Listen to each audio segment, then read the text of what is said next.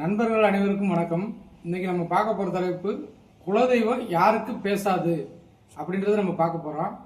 அதாவது ஜாதகத்துல 5-9 லக்னத்துக்கு 5-9க்கு அதிபதியான கிரகங்கள் 3, 6, 8, 12 மறைந்திருந்தாலோ இல்ல 5-9ல பாவ கிரகங்களான ராகு கேதுக்கள் இடம்பெற்றிருந்தாலோ உங்களுக்கு பக்கத்துல இருக்கும் குலதெய்வம் நீங்க போக முடியாது.